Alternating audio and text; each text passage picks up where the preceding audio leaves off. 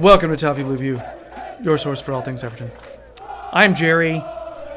David and Max are here, and we're going to talk some retro rumors. These are from, I'd say definitely in the modern era. First one, this story comes from The Mirror in October 2009.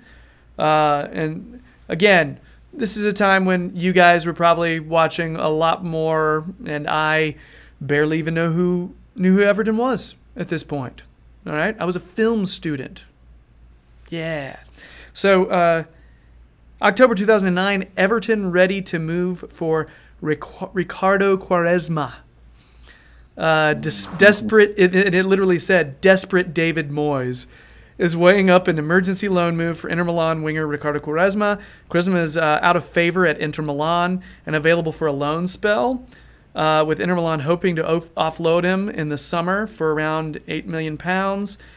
He had recently joined Chelsea on loan in January 2009, like earlier in the year, and was apparently a big disappointment. And apparently one of the big sticking points of this was Quaresma's $50,000 a week wages. It's such a travesty, because in '09, Everton had such a good team. I think we only appreciate it now, looking back. Over between '08 and '09, Everton, they got to the semi-final of the League Cup. The FA Cup final, that was May '09, wasn't it? Yeah, that's it. Yeah, that was '09. So we had the semi-final League Cup against Chelsea. We got beat by Fiorentina on penalties in the UEFA Cup, which I was convinced, had we won that game, we would have went on to win it. Zenit, who won it, we actually beat in the competition that year. Then we got to the FA Cup final as well, and this was all within the space of 1 or 2 seasons. We finished 5th both times, and we had a fantastic team, but we just had no investment to build on that great team. We're talking about loan moves then, and it's so painful to hear that, because we could have. I still believe Everton should have won silverware over that period. We had a great little team. That is certainly up there with my favourite Everton teams in my lifetime under David Moyes. It was just a serious, very unfortunate. We just didn't have a pot to piss in, really, did we? We just had no investment whatsoever, and we were. Andy van der Meijden was playing for us then as well, wasn't he? And we had the academy. We were taking like Dan Gosling, Jack Rodwell, and they were all fairly standard when they were coming through as well. They were playing well. Really disappointing that we didn't manage to win something in that period. I'm not sure how much Quaresma would have contributed to the side, though. He ended up finishing out the year at Inter because they could not get rid of him, apparently. And then they shipped him off to Besiktas in 2010. So that June, basically. So I guess his $50,000 a week was a pretty big sticking point for everybody. So next story, next retro rumor. This one comes from Sky Sports, May 2013. Everton have 8 candidates to replace Moyes as manager. Moyes is succeeding Sir Alex Ferguson at Manchester United this summer, and this has left Chairman Bill Kimwright looking for a new boss. Apparently, this is interesting.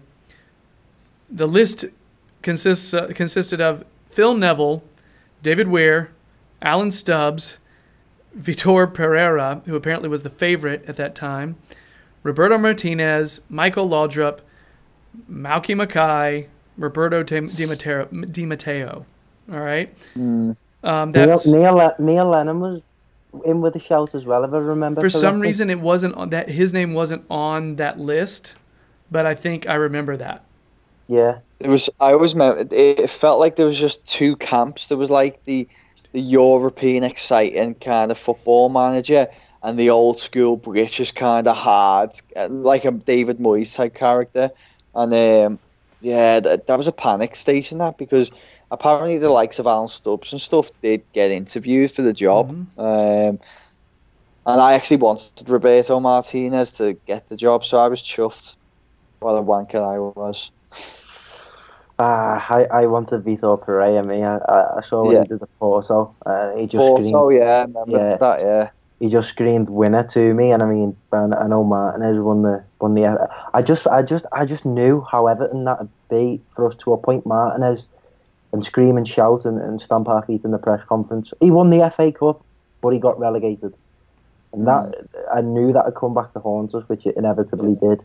But Where's however, Pierre now, Max? that Pereira ended up going to somewhere like Dubai, somewhere like the Middle East. So his career didn't turn out glitz and glam by any means. But I don't know. Who knows? He could have been. I remember a lot of Evertonians were really keen on Michael Laudrup. He'd had a good turn at Swansea, but he's another one that looked like to be a lucky escape because his careers went down the pan as well, hasn't he? I think he got sacked that season or maybe just after with Swansea and never really recovered. So, considering that list, okay, it seems like Pereira is is a decent shout there. However, Martinez is, out of all of those, one of the strongest candidates. If you look at all those, it actually, if I'm thinking about all that, he was a pretty solid choice compared to all that other stuff. But Max, you're right. I was fledgling in my Everton support at that point. But when I heard about Martinez, immediately I said, well, he just got relegated. I know he won, but I don't care. He just got relegated. I don't know how I feel about this. And then I heard him speak, and he seemed so intelligent.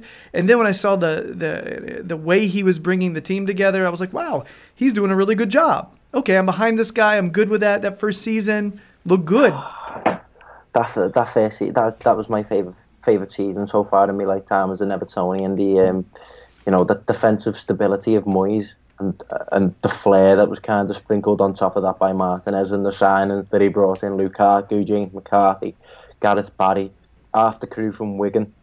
It was a really good season, and I'm as much as we slag him off, I'm gutted that it went down the pan with Martinez because if he could have built on us and actually if it wasn't that kind of just pass round the penalty area and we actually kind of materialised the plan B.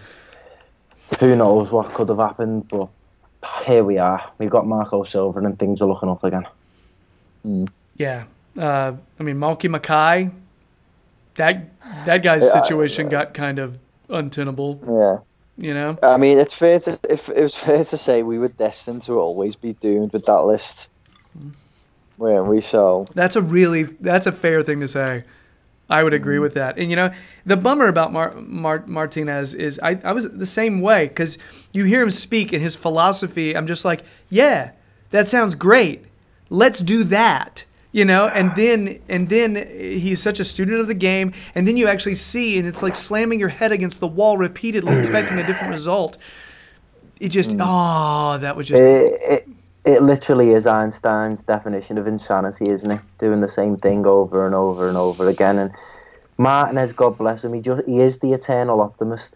He just is that type of person. And I've met him and I drilled him with a pretty hard question about Everton, which he didn't like. I'm still gobsmacked as to how. What did you ask him? What did you do? You not heard that story? I don't know if I have or not, but you should tell that story. I haven't heard So it. So he came in as a guest speaker for my uni before the World Cup. Obviously, I was rubbing my hands together at the opportunity to drill someone who's absolutely broke my heart. He gave the likes of Romelu Lukaku and John Stones the license to leave my club. I was like that. He was given a guest speaker at the Etihad.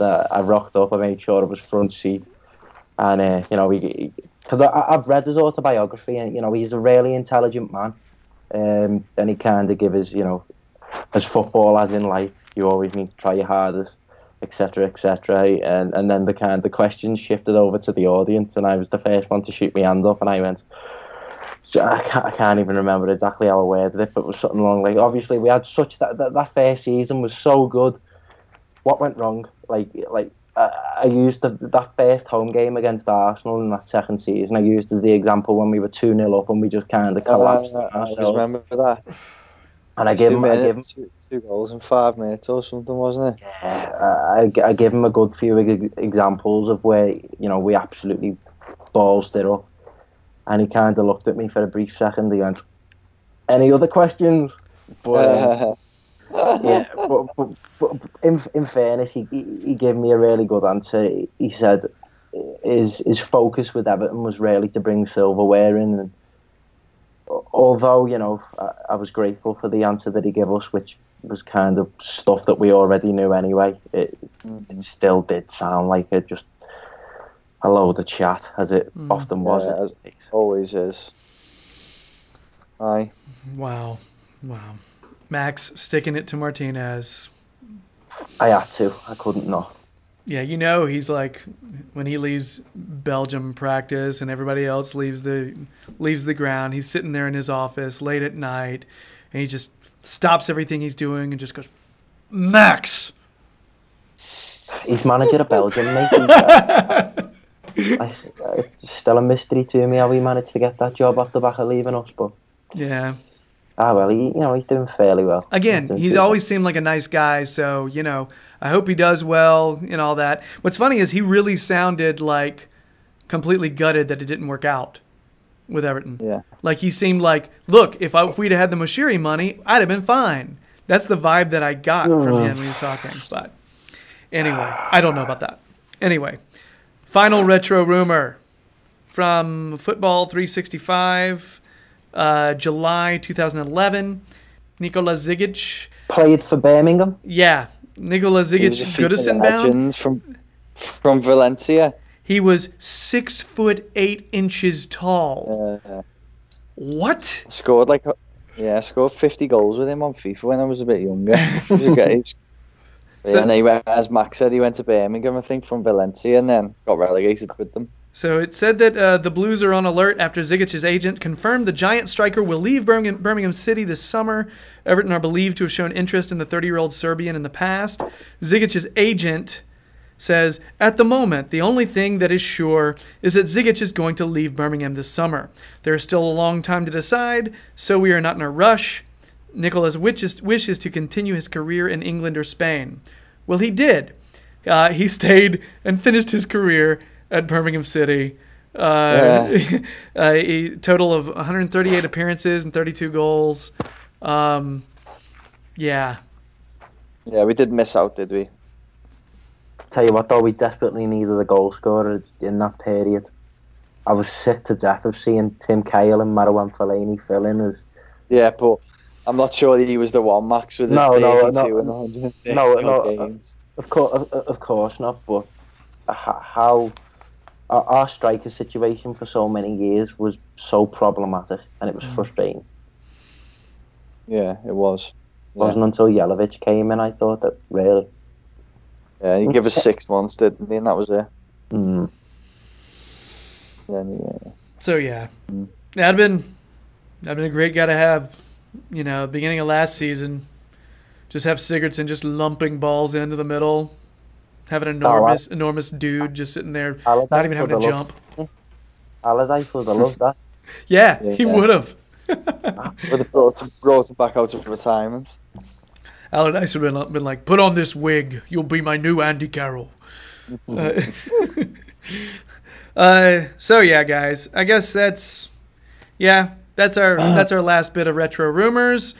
And that's our last segment, our last video segment. We do have, if you know your history, the segment on the podcast, David versus match, cage match. Trying to guess the starters of an Everton game from a couple years ago. Actually, a year ago. So we'll talk about that. So switch over to the podcast now. But anyway, that's it for our Retro Rumors segment. If you're digging the videos, please subscribe. Yeah, we really appreciate it. If you want more David, check his Twitter page for all that stuff. He'll give you links. If you just want to DM him about life, he'll do that too. Yeah, I won't reply, but you can try. So yeah, he'll tell you what's going on there, and also check Max's Twitter account as well. He appears on different podcasts just like David, and also he's got. They both do analysis on the Toffee Blues website, so check that out. Oh, Calvert-Lewin just going for the under-23s as well. The Blues are on fucking fire. So we need to be recording every time the national team plays because apparently Everton just kicks ass when we record. So there you go. There's 2 bits of instant information. You're welcome. Max, thank you for that. All right, guys, let's go do a quiz. All right. Bye.